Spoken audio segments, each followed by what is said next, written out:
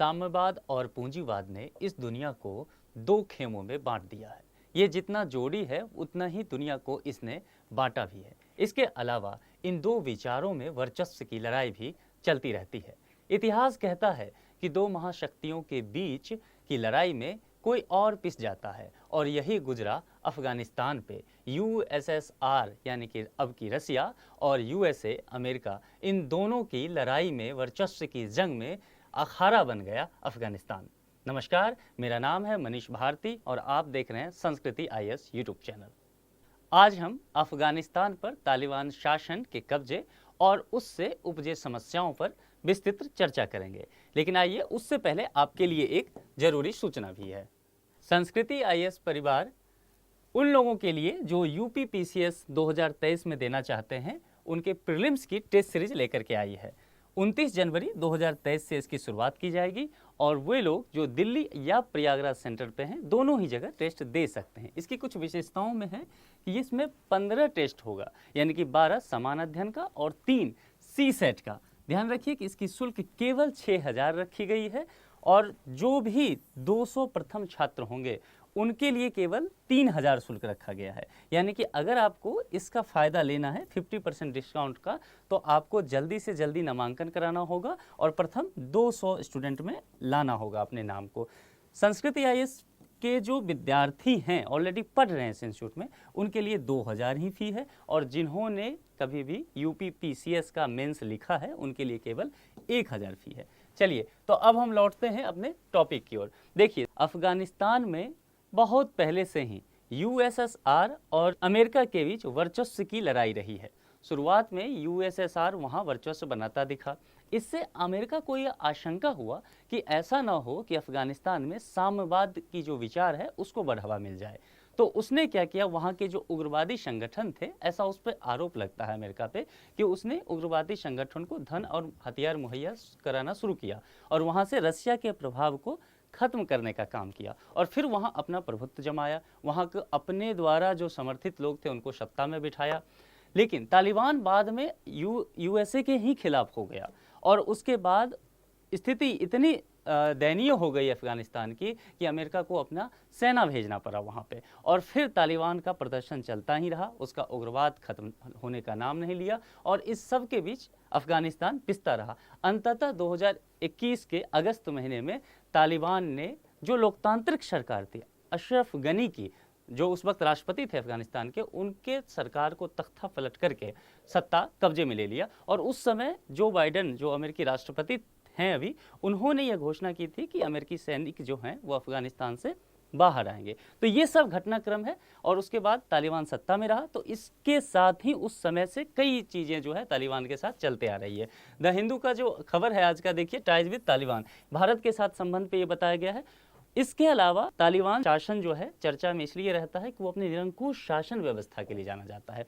दूसरे आर्टिकल में देखिए why the world can't do much to stop Taliban new war on women, यानी कि महिलाओं के प्रति इसका रुख बेहद खराब है। चलिए इस चीज़ को और हम गौर से देखते हैं। हाल ही में तालिबान ने अफगानिस्तान के जो विश्वविद्यालय हैं, यूनिवर्सिटी हैं, वहाँ पे महिलाओं के पढ़ने पे पाबंदी लगा दी है। सिर्फ विश्वविद्यालय ही नहीं, इसने स्कूल जाने के लिए जो बच्चियां होती है 8 साल से अधिक उम्र की, उसको भी बैन कर दिया है। तो अभी जो मामला है वो विश्वविद्यालयों में महिलाओं के प्रवेश पर प्रतिबंध लगाने का मामला है। एक बार अफगानिस्तान की स्थिति देखिए ये इंडिया है और ये पाकिस्तान और ये हमारा पड़ोसी अफगानिस्तान भी हो गया। इधर ईरान पड़ता है, इधर जो है चाइना है, नेपाल है और इधर सेंट्रल एशिया है। यहाँ पे सेंट्रल एशिया के 5 देश हैं। तो अफगानिस्तान भारत के पड़ोसी राष्ट्रों में है और काफ़ी महत्वपूर्ण भी है भारत के दृष्टिकोण से। दिन प्रतिदिन क्या हो रहा है कि तालिबान की जो दमनकारी नीति है उसका बढ़ना होता जा रहा है, वो बढ़ रहा है, खास करके महिलाओं के खिलाफ जरूर। तो अब ये फिर से एक मुद्दा चर्चा का हो गया है कि क्या समीक्षा की जाए तालिबान के साथ जो संबंध है बाकी दुनिया के देशों का, भारत का, उसकी समीक्षा करने की बात हो रही है। सबसे पहले जानते हैं थोड़ा सा तालिबान के बारे में। देखिए, तालिबान शब्द जो है ना, फारसी भाषा में से छात्र शब्द है, लेकिन ये छात्र जो है उग्रवादी होते होते वहाँ की राजनीति पर भी अपनी पकड़ बना लिया और सिर्फ राजनीति पर लोकतांत्रिक ढंग से नहीं बल्कि हथियार के दम पे तख्ता पलट करके उग्रवादी तरीके से। तो ये एक कट्टर पंथी जो है इस्लामिक संगठन है, जिसे आप राजनीतिक पार्टी भी कहिए, उग्रवादी सैन्य संगठन जो इस्लामिक स्टेट है। इस्लामिक स्टेट के बाद शायद तालिबान ही ऐसा होगा जिस संगठन जिसके पास सबसे अधिक हथियार होंगे, धन भी काफ़ी इसके पास है। तो अफगानिस्तान की राजनीति में ये सक्रिय भूमिका निभाता रहा है और अब तो सत्ता में ही है। मुल्ला उमर इसके संस्थापक माने जाते रहे और तालिबान शब्द का जो अर्थ है छात्र, मैंने पहले ही बताया। देखिए तालिबान का मोटो क्या है। तालिबान वैसे तो अफगानिस्तान इस्लामिक राष्ट्र है, लेकिन तालिबान चाहता है कि अफगानिस्तान के इस्लामी अमीरात को स्थापित करना चाहता है। वो शरीयत कानून इस पर थोपना चाहता है अफगानिस्तान पे, और अब वो ऐसा कर भी रहा है। बहुत हद तक तो उसने ऐसा किया भी है। इसमें अभी देखते हैं कि इस शरीयत कानून थोपने के बाद तालिबान के शासन स्थिति में अब वर्तमान हाल क्या है अफगानिस्तान का।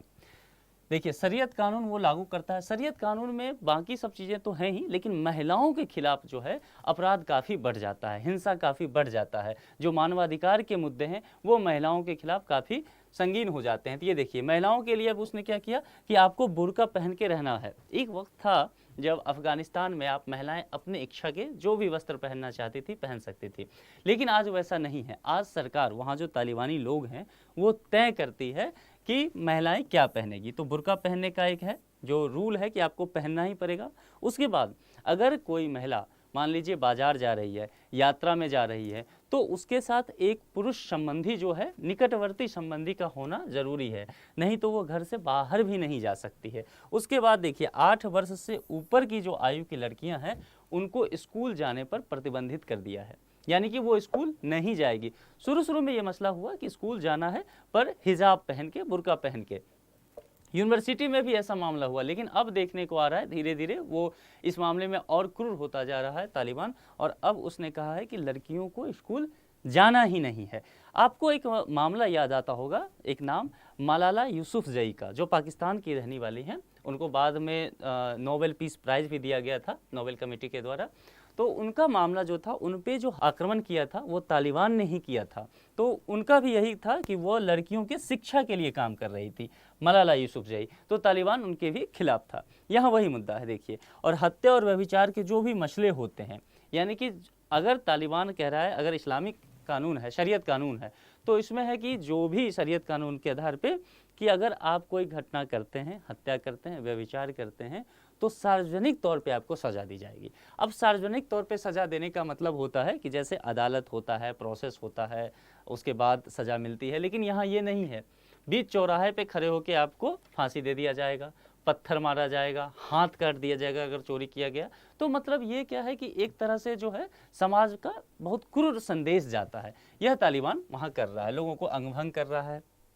उसके अलावा शरीयत कानून के तहत तालिबान जो है कह रहा है कि वहाँ टेलीविज़न, गीत संगीत, नाटक, जो पतंगबाजी है, फोटोग्राफी, प्रिंटिंग, ये कहता है ये सब इस्लाम में हराम है, इसलिए सब पे क्या करो, प्रतिबंध लगा दो। कोई भी व्यक्ति ऐसा नहीं करेगा, कोई पेंटिंग नहीं बनाएगा, कोई फोटोग्राफी नहीं करेगा। अब आज के समय में ज़रा सोच के देखिए, आप इस दुनिया में 21वीं सदी में खड़े हैं और आपको कोई कहे कि आप फोटोग्राफी नहीं करेंगे, सेल्फी नहीं लेंगे, तो आप पे क्या बीतेगी। लेकिन आप देख लीजिए ये सब थोपा गया है अफगानिस्तान पर तालिबान के द्वारा। और मानवाधिकार का व्यापक दुरुपयोग वहाँ देखा जा रहा है, जिस पर काफ़ी विचार विमर्श चल रहा है, खास करके महिलाओं के विरुद्ध।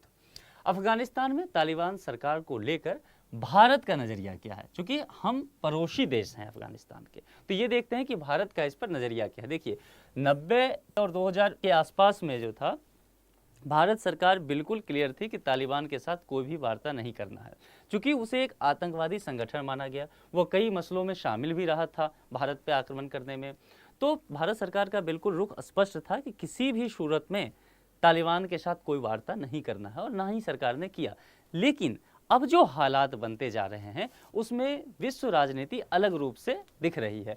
तो फिर क्या हो रहा है देखिए, समझौते के विरोध में था, लेकिन अब दृष्टिकोण में बदलाव आया, और बदलाव हुआ तो इसका परिणाम क्या हुआ कि 2018 में अफगान तालिबान वार्ता में, जो अफगानिस्तान की सरकार थी और ये तालिबान ग्रुप, इसकी वार्ता में भारत भी एक अपना प्रतिनिधित्व मंडल भेजा था।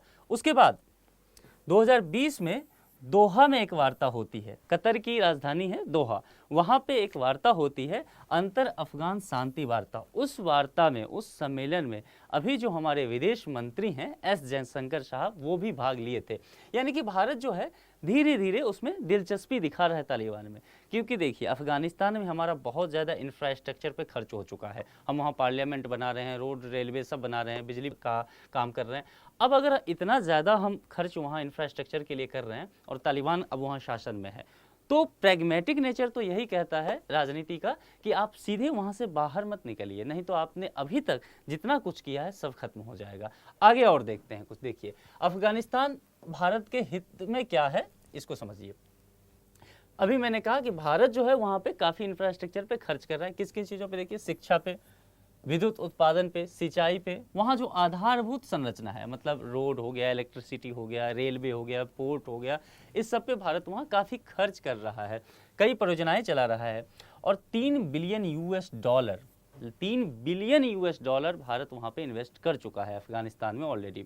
चाबहार बंदरगाह, अभी इसको हम डिटेल से देखेंगे। चाबहार बंदरगाह जो है वह ईरान का एक बंदरगाह है।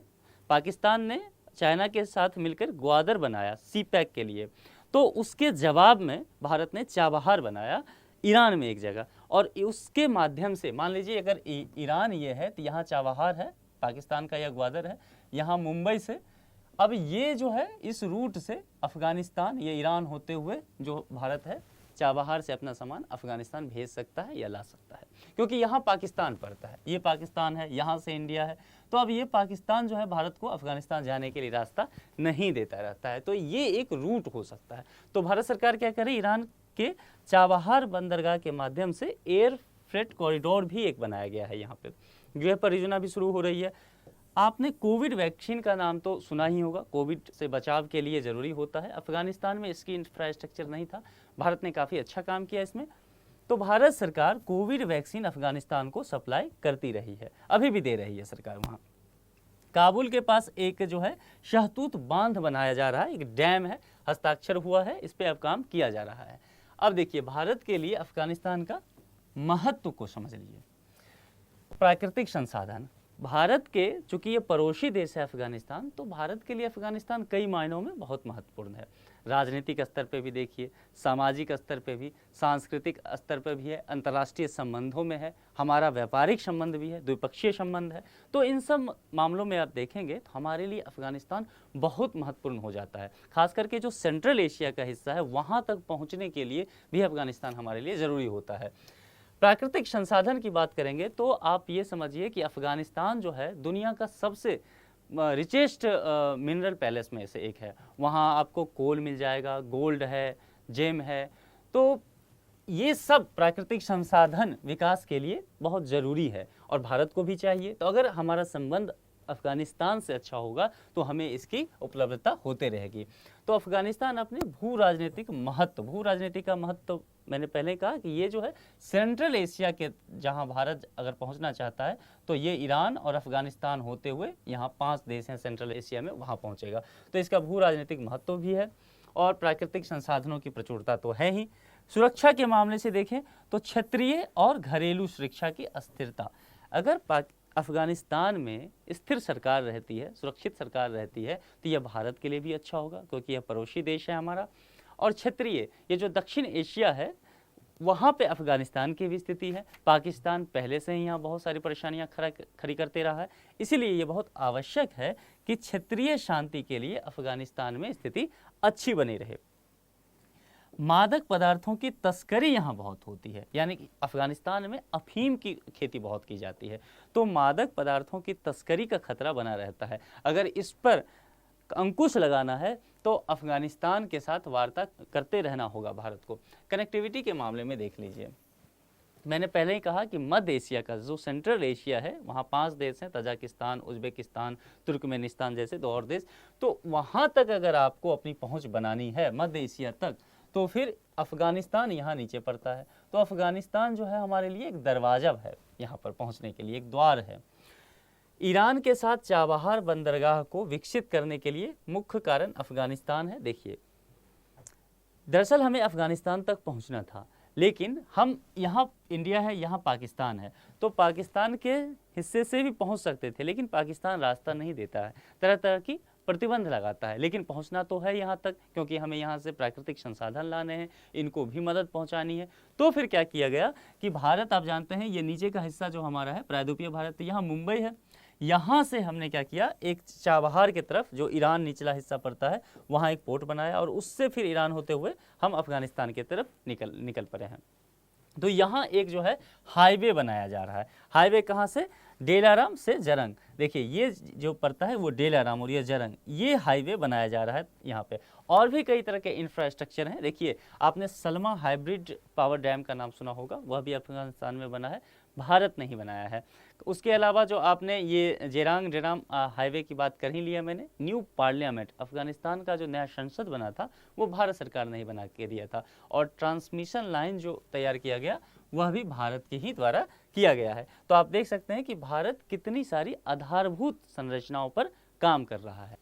अब बढ़ते हैं ऊर्जा सहयोग की तरफ, कि देखते हैं कि भारत और अफगानिस्तान के बीच ऊर्जा का क्या संबंध है, कैसे अफगानिस्तान भारत के लिए ऊर्जा सप्लाई करने के लिए महत्वपूर्ण है। देखिए तापी गैस लाइन परियोजना है, इसे सही से समझ लीजिए, ये बहुत जरूरी है। इसमें 4 देश हैं, दरअसल 4 देश हैं, चारों पड़ोसी देश हैं। T4 तुर्कमेनिस्तान, ये सेंट्रल एशिया का देश है, ठीक है। A4 अफगानिस्तान, P4 पाकिस्तान हमारा पड़ोसी, और I4 इंडिया। ये 4 देश हैं यहाँ पे। देखिए ये भारत है, भारत का ये मैप यहाँ से आप समझ लीजिए, फाजिल्का से, और यहाँ से मुल्तान होते हुए, क्वेटा होते हुए, कंधार का ये, अब हम आ गए अफगानिस्तान में, और हेरात होते हुए हम यहाँ मैरी पहुँच गए जो कि तुर्कमेनिस्तान में है। तो यहाँ ये जो सेंट्रल एशिया है ना, गैस का बहुत बड़ा भंडार है। तो भारत सरकार चाह रही है कि इसको आप निर्बाध रूप से गैस यहाँ सप्लाई भारत तक होते रहे, इसके लिए एक समझौता किया गया। ये 4 देश आपस में मिलके इस गैस पाइपलाइन परियोजना पे काम कर रहे हैं। तो यहाँ तुर्कमेनिस्तान से शुरू होते हुए अफगानिस्तान, फिर पाकिस्तान पहुंचा, और यहाँ से सीधा इंडिया तक पहुंच गया। लेकिन इसमें क्या है ना कि पाकिस्तान को लेकर के थोड़ी समस्या, आप जानते ही हैं पाकिस्तान तो हमारा सदाबहार दुश्मन रहा ही है, टांग अड़ाने की इसकी पुरानी आदत है।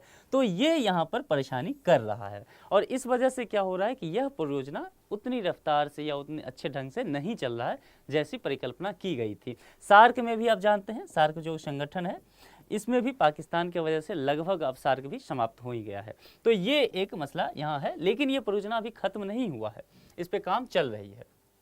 आगे चलते हैं, व्यापार के लिए कैसे महत्वपूर्ण है भारत के हिसाब से अफगानिस्तान, उसको देखिए। अफगानिस्तान के जाहेदान एक रेलवे लाइन बिछाया जा रहा है, दरअसल रेलवे लाइन जो है सो जाहेदान से, यहाँ देखिए ये जाहेदान जो है चाबहार यह पड़ता है।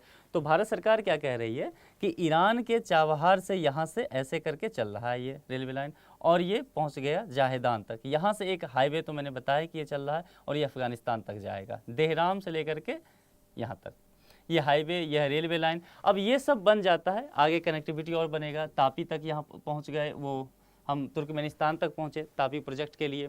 तो इस तरह से अगर ये चल रहा है, अब देखिए चाबहार पे आ गया ईरान में, यहाँ से व्यापारिक चीज़ें आई, सामान माल ढुलाई का, चाबहार ईरान के पोर्ट पे, यहाँ से हम सीधे मुंबई ले आएंगे इसे, ठीक है। तो वही कहा जा रहा है कि रेलवे लाइन नई दिल्ली को ईरान, अफगानिस्तान, मध्य एशिया और यूरोप से जोड़ेगा। इसके माध्यम से हम आगे यूरोप में निकल सकते हैं। नई दिल्ली यहाँ लिखा गया, इसका मतलब यह है कि जब भी हम अंतर्राष्ट्रीय संबंधों में किसी राजधानी का नाम लिखते हैं तो उससे उसके देश का नाम तय होता है। अगर जैसे बोले कि नई दिल्ली ने यह फैसला लिया, इसका मतलब है भारत ने यह फैसला लिया, ठीक है। तो व्यापार के दृष्टिकोण से आप समझ गए कि अफगानिस्तान का क्या महत्व है भारत के लिए।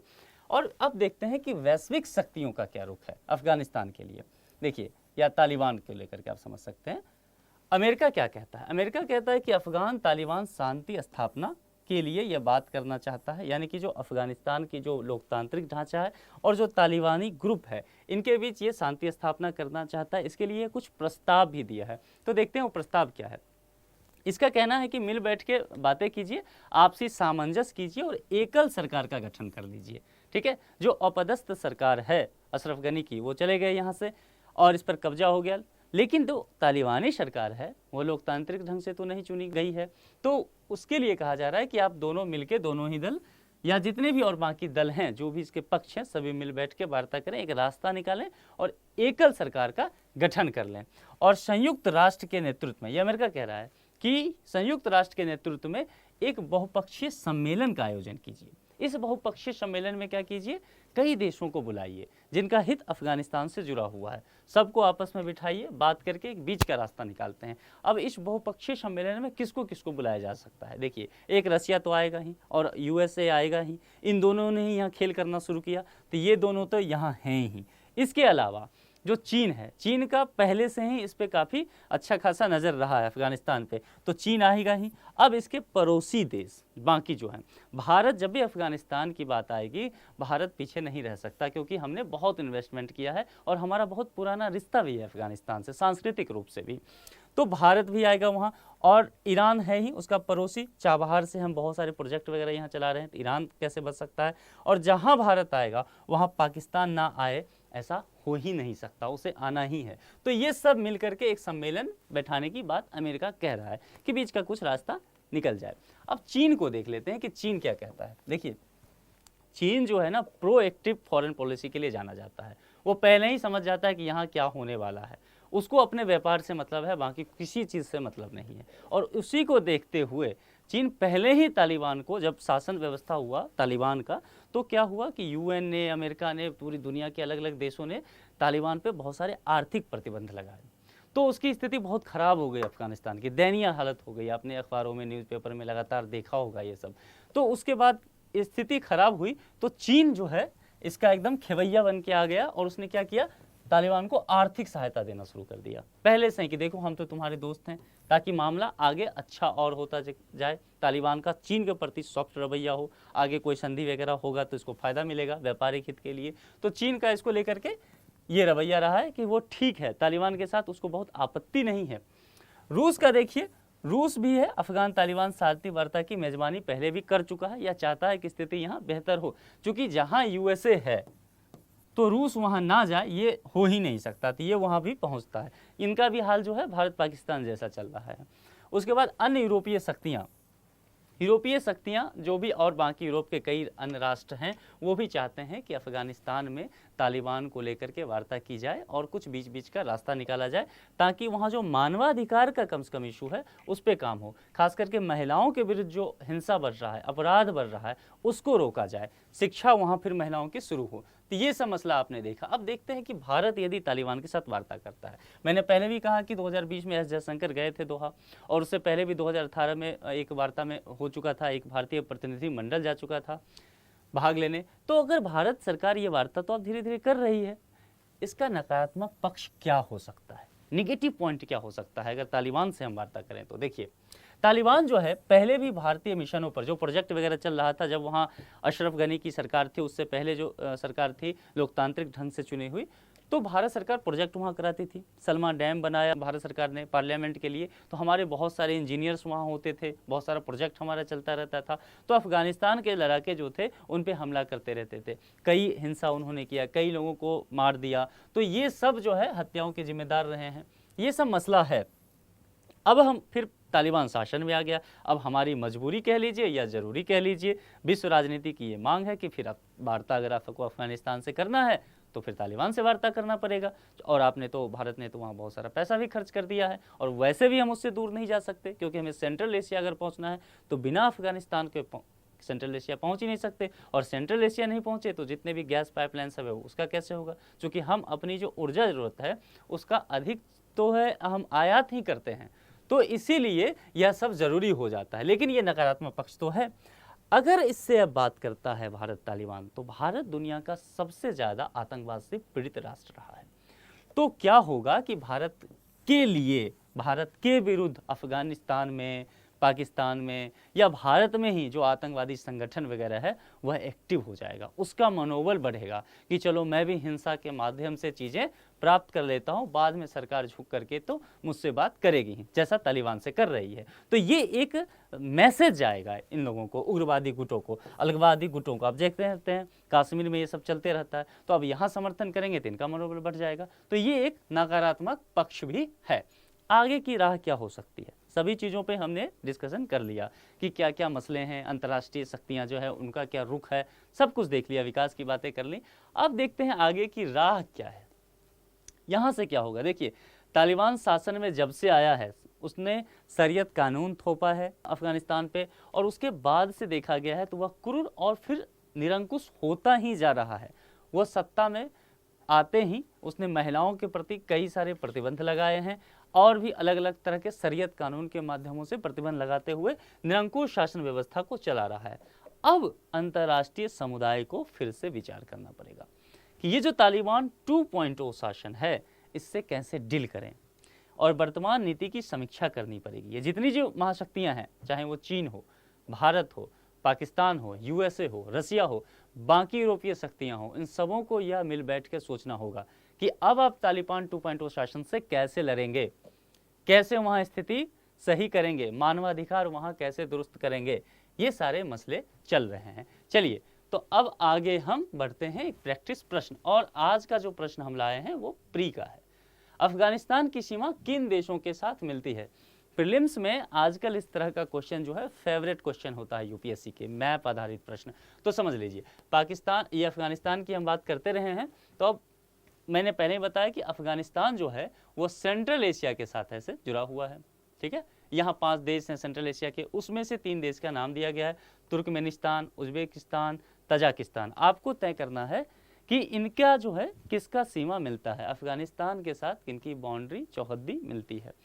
4 विकल्प दिए गए हैं, सही उत्तर को चुनना है। केवल 1 है, केवल 2 है, 1 या 2 दोनों है, इनमें से कोई नहीं। ये तय करके आपको इस प्रश्न का जवाब कमेंट बॉक्स में देना है। आज जितनी चर्चा मैंने की है, मुझे उम्मीद है कि ये चर्चा आपके पठन पाठन में सहायक सिद्ध होगी। फिर हम अगले वीडियो के साथ आपसे मुलाकात करेंगे। अपना ख्याल रखिए। धन्यवाद।